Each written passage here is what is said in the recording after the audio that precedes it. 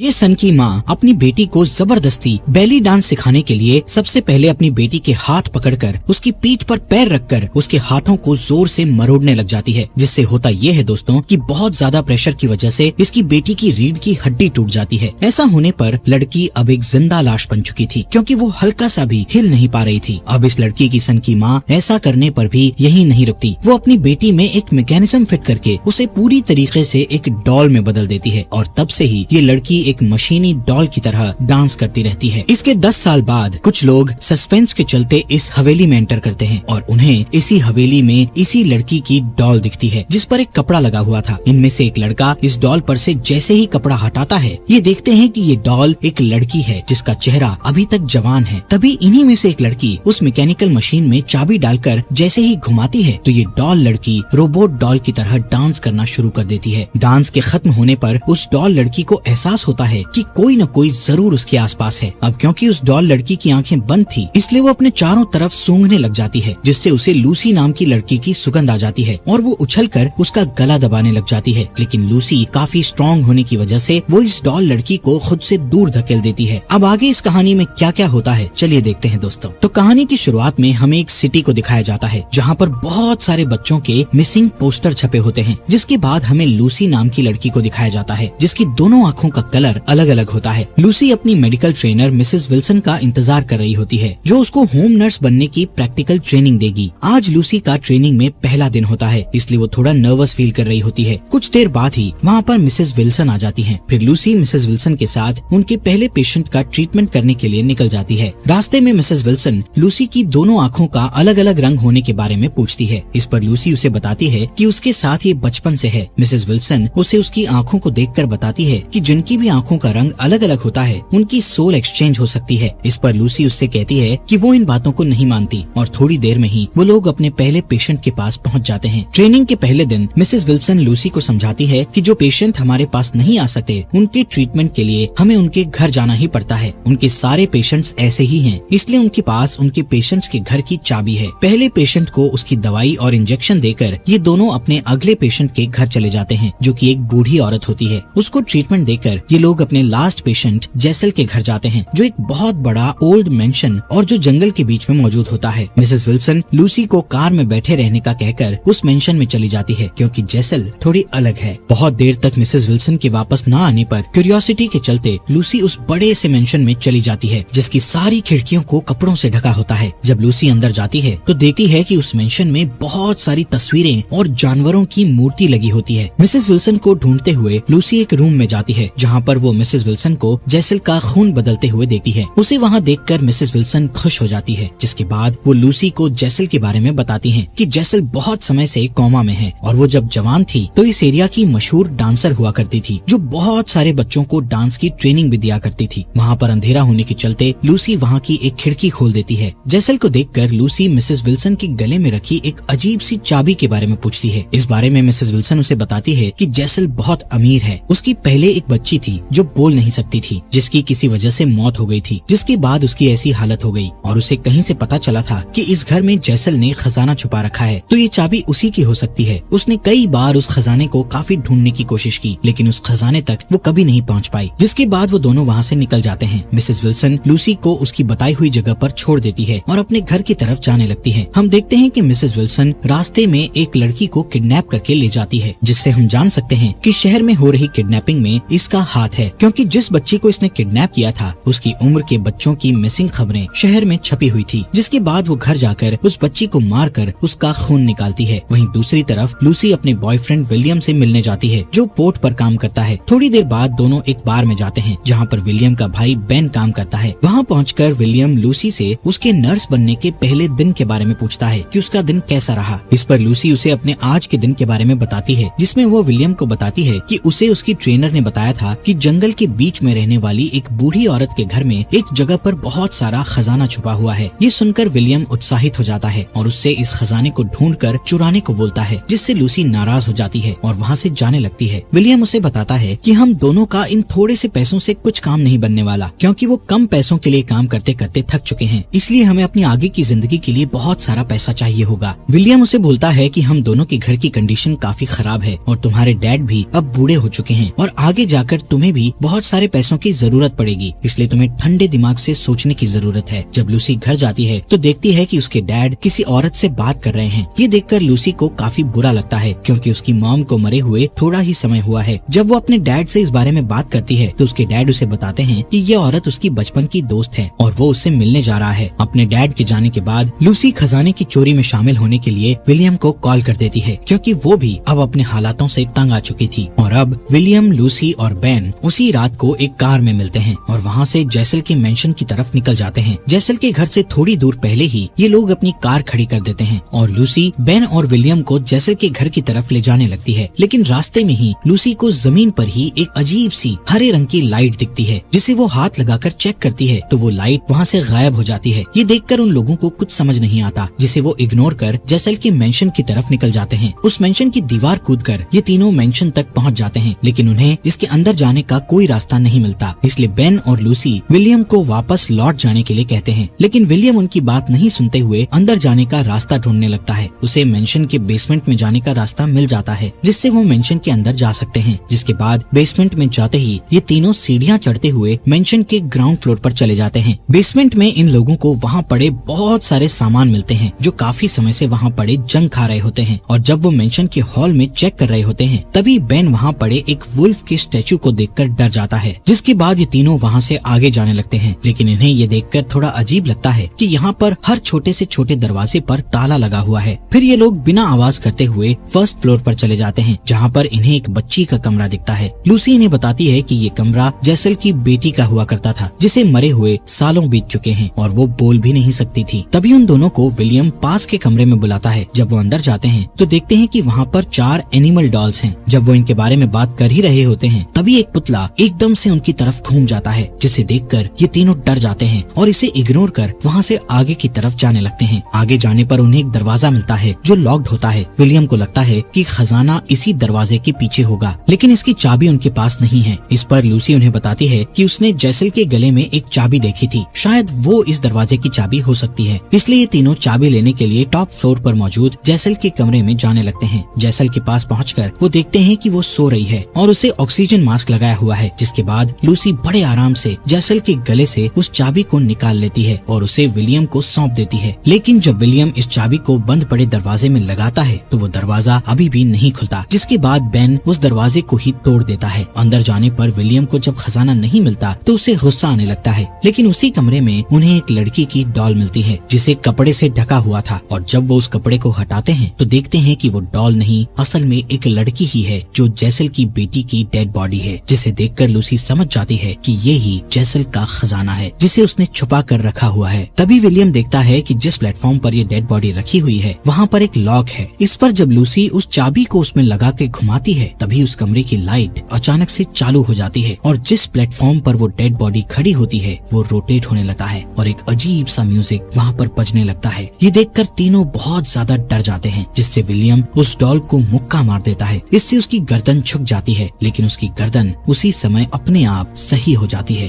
और ऐसा होते ही वहाँ बजने वाला म्यूजिक भी बंद हो जाता है और उस लड़की का भी घूमना बंद हो जाता है। तभी उस मेंशन में किसी के जोर जोर से चिल्लाने की आवाजें आने लगती है। ये देखकर तीनों वहाँ से भागने लगते हैं और बेसमेंट तक पहुँच जाते हैं। लेकिन वहाँ पहुँचकर ये लोग देखते हैं कि जिस बेसमेंट की खिड़की से ये लोग आए थे, उस खिड़की में अब लोहे की जाली लगी होती है, जो उनके आने पर नहीं थी। और अब उनके यहाँ से बाहर जाने का कोई भी रास्ता नहीं होता, क्योंकि यहाँ के सारे गेट और खिड़कियाँ पहले से ही लॉक्ड थे, जिनकी चाबी मिसेस विल्सन के पास है। तभी लूसी को ख्याल आता है कि वो सुबह जब मिसेस विल्सन के साथ यहाँ पर आई थी तो उसने जैसल के कमरे की एक खिड़की खोली थी, जिसे किसी ने बंद नहीं किया था, और वो खिड़की ही उनके यहाँ से बाहर निकलने का रास्ता है। क्योंकि लूसी के मुताबिक जैसल कोमा में है, जिससे उसका उस पर ध्यान नहीं जाएगा, इसलिए ये लोग जैसल के कमरे में पहुँच जाते हैं। लेकिन वो ये देखकर शॉक हो जाते हैं कि जैसल अपने बेड पर नहीं थी और उसके बेड पर खून ही खून पड़ा हुआ था। लेकिन विलियम और लूसी उस खिड़की की तरफ जाते हैं जिसे लूसी ने खोला था, लेकिन अब तो उस पर भी किसी ने लॉक लगा दिया था, इसलिए वो उसके ताले को तोड़ने लगते हैं। वहीं दूसरी तरफ बेन जैसल के ही कमरे में लगे मिरर को देखने लगता है और जब वो उस मिरर को गौर से देख रहा होता है तो वो अपने पीछे जैसल को पाता है। विलियम खिड़की के ताले को तोड़ देता है और जब वो बेन को बुलाता है तो वो नहीं आता। जब वो उसे देखने जाते हैं तो बेन वहाँ पर नहीं होता, इसलिए वो उसे ढूंढने लगते हैं। वहीं अब बेन खुद को एक कमरे में पाता है जहाँ पर बहुत सारे ऑपरेशन इक्विपमेंट रखे होते हैं। जब वो वहाँ वहाँ से बाहर जाने का दरवाजा ढूंढता है तो घबरा जाता है क्योंकि उस कमरे में कोई भी गेट नहीं होता। और फिर उसे छोटी बच्ची के खेलने की आवाज आती है जिससे वो और ज्यादा परेशान हो जाता है। और तभी वहाँ पर 3 लड़कियाँ डांस करते हुए आती हैं जो बेन के गले में चाकू मारकर उसे मार डालती हैं, जिसे देखकर हम ये अंदाजा लगा सकते हैं कि ये वही लड़कियाँ होंगी जिन्हें जेसल डांस सिखाया करती थी। उधर विलियम और लूसी बेन को पूरे मेंशन में ढूंढ रहे होते हैं। लूसी को एक नोट मिलता है जिसे पढ़कर उसे मालूम पड़ जाता है कि जेसल की बेटी का नाम एना है। और जब वो बेन को ढूंढते हुए कमरे में जाती है जहाँ पर बहुत सारी डॉल्स एक डाइनिंग टेबल पर बैठी होती हैं, लूसी वहाँ पर जैसे ही जाती है वैसे ही वहाँ मौजूद डॉल्स का फेस बड़ी तेजी से लूसी की तरफ हो जाता है। और वहीं एक कुर्सी पर जेसल भी बैठी होती है जो लूसी को कंट्रोल कर अपने सामने बैठाकर उसके दोनों हाथों को पकड़ लेती है। और फिर जेसल उसे अपनी पास्ट लाइफ दिखाती है जहाँ पर जेसल अपने मेंशन में कुछ लड़कियों को डांस सिखा रही होती है, जिसमें से एक लड़की को जेसल डांस सही से न कर पाने के कारण भगा देती है। फिर वो लड़की जब अपने कपड़े बदल रही होती है तभी एना उसे कहीं ले जाने लगती है। थोड़ी देर बाद जेसल को उसी लड़की की जोरदार चीख सुनाई देती है, इसलिए वो अपनी बाकी की छात्राओं को घर जाने का बोलकर एना के पास जाती है जहाँ पर एना उस लड़की को मार के उसका खून पी रही होती है। ये देखकर जेसल उसे डांटती है कि जिसे हम नहीं जानते हम सिर्फ उसका ही खून पीते हैं। अपनी माँ से नाराज होकर एना वहाँ से मेंशन के बाहर सनलाइट में जाकर अपने आप ही लेविटेट होने लगती है जिससे उसकी त्वचा जलने लगती है और उसे ऐसा करते जेसल भी देख रही होती है। जेसल एना को गलती करने पर ये सजा दे रही है क्योंकि वो सिर्फ अनजाने लोगों का ही खून पी सकते हैं, जिससे हम ये समझ सकते हैं कि जेसल और एना वैम्पायर हैं। और जिन 3 लड़कियों ने बेन को मारा था ये जेसल की ही छात्राएं हैं जिनका एना ने खून कर पिया था। ये लोग शहर से दूर जंगलों में छिप कर रहते हैं जो लोगों के लिए इंसान है लेकिन असल में वो हैवान है। इसके बाद लूसी प्रेजेंट में आ जाती है लेकिन अब उसके सामने जेसल नहीं होती। वहीं दूसरी तरफ जब विलियम यहाँ से बाहर निकलने के लिए एक ताला तोड़ रहा होता है तभी उसके सामने मुंह पर एक कपड़ा ढका हुआ बेन आता है जो पूरा खून से लथपथ है। जब विलियम उस पर से कपड़ा हटाता है तभी बेन उस पर हमला कर देता है और फिर उन दोनों में घमासान लड़ाई चलने लगती है। उनके लड़ने की आवाज लूसी भी सुन लेती है लेकिन वो कुछ नहीं कर सकती थी क्योंकि जिस कमरे में वो मौजूद है उसका गेट लॉक था। अपनी जान बचाने के लिए विलियम अपने भाई बेन को जो पहले ही मरा हुआ था उसे एक पास में ही पड़ी कैंची से उसके गले पर वार कर उसे मार डालता है और खुद को बचा लेता है। तभी वहाँ पर जेसल आकर उस पर हमला कर और उसका खून पीकर विलियम को मार डालती है, जिसके बाद लूसी वहाँ से भागते हुए एना तक पहुँच जाती है जिसकी नाक से खून बह रहा होता है, जिससे हमें पता चलता है कि एना अभी भी जिंदा है। और जब लूसी उस खून को साफ करती है तो एना उसे आगे की कहानी बताती है जिसमें जेसल एना को सनलाइट से लाने के बाद जबरदस्ती डांस की प्रैक्टिस करवाने लगती है। दरअसल एना इस मेंशन से और अपनी माँ से भागकर बहुत दूर जाना चाहती है क्योंकि जेसल उसे हमेशा अपने पास इसी मेंशन में रखना चाहती है, लेकिन एना को बाहर की दुनिया देखनी है। और डांस करते हुए जब जेसल एना को स्ट्रेचिंग करवा रही होती है तो उसमें एना की बैकबोन टूट जाती है जिससे एना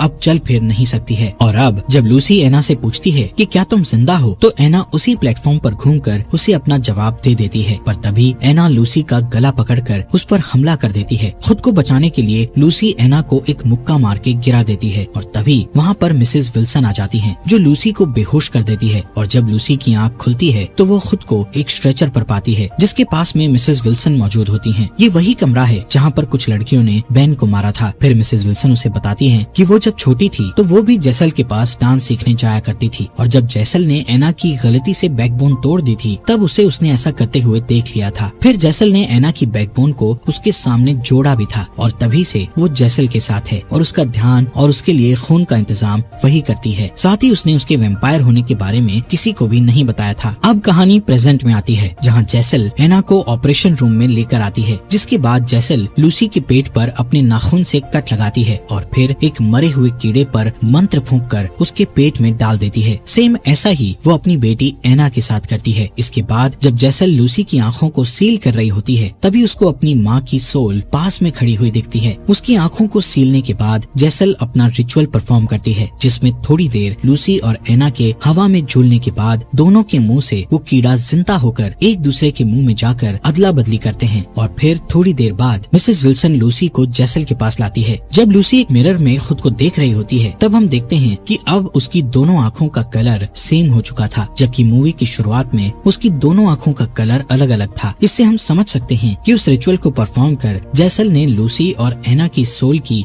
अदला बदली कर दी थी। मतलब कि अब लूसी की बॉडी में एना की सोल रहेगी और एना की बॉडी में लूसी की। ये सब जैसल ने अपनी बेटी एना के लिए किया होता है ताकि वो उसके साथ फिर से डांस करे और हमेशा उसके साथ रहे। इसलिए जैसल एना को फिर से उसके सामने डांस करने को बोलती है, लेकिन एना को अब कोई डांस नहीं करना था, जिससे वो गुस्सा हो जाती है। और जब मिसेस विल्सन जैसल के इशारे पर एना को जबरदस्ती डांस करने का इशारा करती है तो एना उसकी जेब से ही सिजर्स निकाल कर उसके गले में घोंप कर उसे मार डालती है और फिर एना अपनी माँ यानी जैसल को भी उसके गले में घोंप कर उसे मार डालती है। और अब एना अपनी पहले वाली बॉडी जिसमें जैसल ने लूसी की सोल डाली थी उसे देखने जाती है। वहाँ जाकर वो उसकी आंखों की सील को खोलती है और उसे अपना खून पिलाकर होश में लाती है। फिर लूसी अपने आप को एना की बॉडी में देखने लगती है और जब वहाँ से दोनों लोग जाने लगते हैं तो उन दोनों पर जैसल फिर से हमला कर देती है। मतलब वो अभी तक मरी नहीं थी, जिसके बाद एना उसे टॉप फ्लोर से ग्राउंड फ्लोर पर फेंक देती है, लेकिन वो अभी भी नहीं मरी होती। इसलिए एना और लूसी जैसल के मुंह को एक साइड से पकड़कर उसका जबड़ा फाड़ देते हैं, जिससे जैसल अब परमानेंटली एक गहरी नींद में सो जाती है जो उन्हें अब कभी परेशान नहीं करेगी। जब दोनों उसे मारकर मेंशन के बाहर आते हैं तो देखते हैं कि उनके सामने एक अजीब सी लाइट आती है। ये वही लाइट है जिसे हमने मूवी के बीच में देखा था। जिसके बाद उसे अपने हाथ में लेकर लूसी उसे देखकर मुस्कुराती है। उस रात वो दोनों साथ में सो जाती हैं और अगली सुबह दोनों लड़कियां समुद्र किनारे एक पहाड़ की चट्टान पर चली जाती हैं। फिर जब लूसी पर सनलाइट पड़ती है तो वो उड़ने लगती है और उड़ते हुए उसकी बॉडी की स्किन जलने लगती है और कुछ ही देर में वो गायब हो जाती है, जिसे एना मुस्कुराते हुए देख रही थी। ऐसा इसलिए क्योंकि लूसी को भी अब इस दुनिया में नहीं रहना था और एना को ये दुनिया देखनी थी। इसलिए दोनों की जब सोल बदली तो उससे लूसी को मुक्ति मिल गई और एना को उसका सपना। और इसी हैप्पी एंडिंग के साथ ये फिल्म यहीं पर खत्म हो जाती है। मूवी काफी सस्पेंस से भरी हुई थी। इस मूवी में लूसी अपने हालातों से तंग आकर विलियम के साथ खजाना पाने निकल जाती है, जो लूसी के लिए मुक्ति का खजाना था और विलियम और उसके भाई बेन के लिए मौत का। जैसल ने अपनी बेटी को डांस कराने के लिए उसकी बॉडी चेंज की, लेकिन एना को तो फ्रीडम चाहिए थी, इसलिए उसे फ्रीडम के लिए अपनी मॉम को मारना पड़ा, जो उस पर काफी जुल्म करती थी। और जब एना, जिसे इस दुनिया को देखना है, वो अब इसकी सैर करने निकल चुकी होती है। और इसी के साथ ये मूवी यहीं पर खत्म हो जाती है। दोस्तों, हमारे फॉक्स एक्सप्लेनर हिंदी चैनल को सब्सक्राइब करने के लिए आपका दिल से शुक्रिया।